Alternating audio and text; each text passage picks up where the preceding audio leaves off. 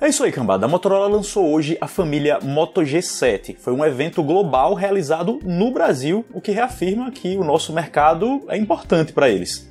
Para quem vem acompanhando os rumores, pouca ou nenhuma novidade, né? Tanto em design quanto especificações. São 4 modelos: Moto G7 Play, Moto G7 Power, Moto G7 e Moto G7 Plus. É curioso porque o que foi o Moto G6 Play no ano passado, neste ano foi desmembrado em 2 modelos, G7 Play e G7 Power. O Play é o basicão, com bateria super simples e 2 GB de memória RAM, enquanto a grande bateria que estava presente no Moto G6 Play este ano foi desmembrada para o G7 Power. Eu particularmente acho um pouco estranha essa forma de lidar com as linhas mudando tudo todo ano.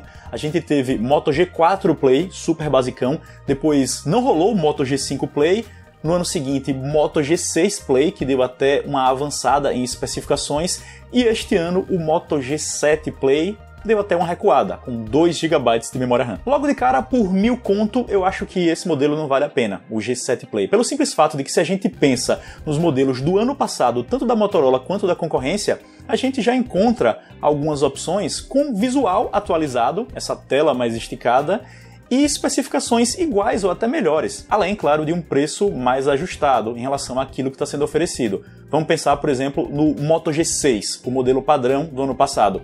É muito mais telefone do que um G7 Play, e hoje em dia a gente consegue encontrar com alguma facilidade em lojas online na casa dos 1000 conto também. E vejam, eu sei que é um clássico dizer que o modelo do ano passado vale mais a pena do que o recém-lançado, mas me parece que o G7 Play é um caso especial mesmo, porque, como eu mencionei, houve esse leve retrocesso aí nas especificações dele. Já o G7 Power, um nome novo, nunca houve um Moto G Power, esse sim é o que a gente esperaria de um Moto G7 Play, levando em consideração o modelo do ano passado, né? O G6 Play, porque ele tem bateria um pouco maior, 5.000 mAh, tela maior, 6.2 polegadas, e mantém os 3 GB de RAM e 32 GB de armazenamento. A gente tem que ver as especificidades dele na prática. Até o momento eu tô achando uma opção ok. Bateria gigante, processador Snapdragon 632 e configurações decentes. Na casa dos 1.400 conto, que é o preço tabelado dele, depois que cai um pouquinho, pode ser um smartphone bacana. Aí a gente tem o Moto G7, o modelo no meio do muro, que já traz um design um pouco mais sofisticado, 4 GB de RAM, 64 de armazenamento, mas processador ainda 632, o mesmo dos que eu mencionei até agora, e também não tem os refinamentos de câmera que a gente vê no Plus. Eu acho que esses modelos no meio do muro são uma opção meio difícil de se apontar e pegar logo de cara, porque se a gente pensa R$ 1.600 no G7, aí mais 300, 1.900 já vai para o Plus, que tem processador mais avançado, câmera aprimorada, coisa e tal. Eu disse que o Moto G6 tá valendo mais do que um G7 Play, mas isso porque já se passou um ano, né? Aí o preço dele tá mais ajustado e aí em comparação com um mais básico do ano atual, ele vale mais a pena mesmo. Não é o caso do Moto G7, que eu olho assim meio de lado, não sei. Enfim, a Motorola não tem um histórico de grandes atualizações na linha Moto G. Ela aproveita a popularidade desses telefones e apenas vê o que é que tá bombando no mercado para introduzir uma coisinha ou outra com um leve salto nas especificações. Foi o que aconteceu com o Moto G7 Plus também, se a gente considera o modelo do ano passado. O processador é um Snapdragon 636, melhor que os outros 3 da linha, e ele tem refinamentos na câmera, como estabilização ótica de imagem, que é bacana para não ficarem tremidas fotos e vídeos também. Eu particularmente acho que este ano poderia ter vindo uma proteção forte contra a água, pelo menos no modelo mais avançado, que é o G7 Plus. Carregamento sem fio, por exemplo, não é nenhuma coisa que eu faço questão e imagino que muita gente não liga também, mas uma proteção decente em relação à água não seria nada demais e acho que seria uma atualização até natural para um Moto G7 Plus. Até porque a gente já teve Moto Gs no passado que vinham com essa característica anunciada, né? Mas não foi o que aconteceu. E, enfim, não dá para deixar de chorar em relação à situação como ela é. Especificações à parte, chegamos no ano em que um Moto G, no caso o G7 Plus, custa R$ 1.900 valor cheio de lançamento. É aquela coisa, ele tem especificações que não ficam distantes daquilo que a gente vê em um Zenfone 5 da Asus. Na verdade, parecem bem parelhos. E se a gente dá uma googlada para ver qual é o valor atual do Zenfone 5, não tá muito longe desses 1.900. E como o Zenfone 5 tá osso para cair de preço, isso inclusive foi um assunto que eu já comentei aqui no canal, se o Moto G faz isso antes, quer dizer, se os valores começam a assentar em alguns meses, como normalmente acontece com aparelhos da Motorola, a gente pode ter uma briga interessante nesse segmento aí. O concorrente natural do Zenfone 5 seria o Moto Z3 Play,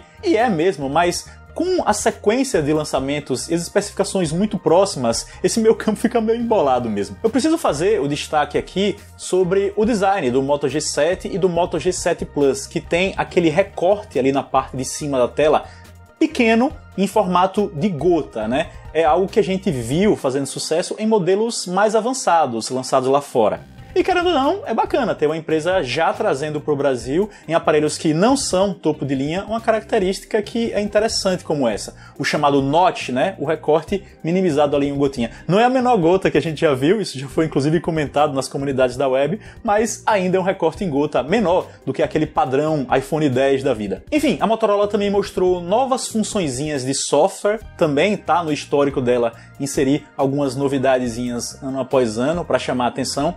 Nessa apresentação que foi feita, me chamou a atenção o Hyperlapse, né, que é aquele time-lapse feito em movimento, um vídeo acelerado, você vai filmando, depois ele corrige a estabilização para fazer uma cena bastante bonita, assim, de uma andada acelerada.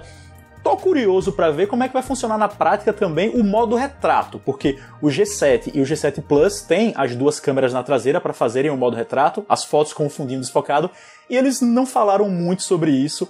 Eu realmente gostaria que eles evoluíssem nessa função. A Motorola nunca foi grande coisa, até em aparelhos mais avançados.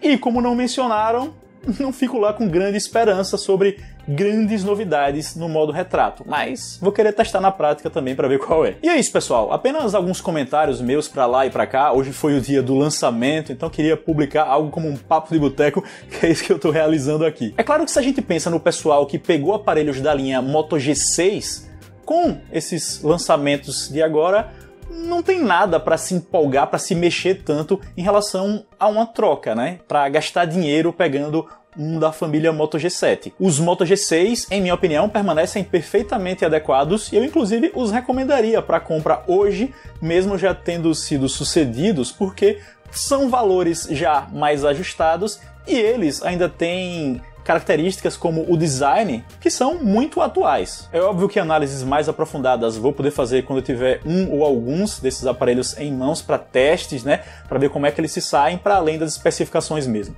Por hoje eu vou ficando por aqui, espero que vocês tenham curtido esta publicação. Se curtiram, toquem no gostei aqui embaixo.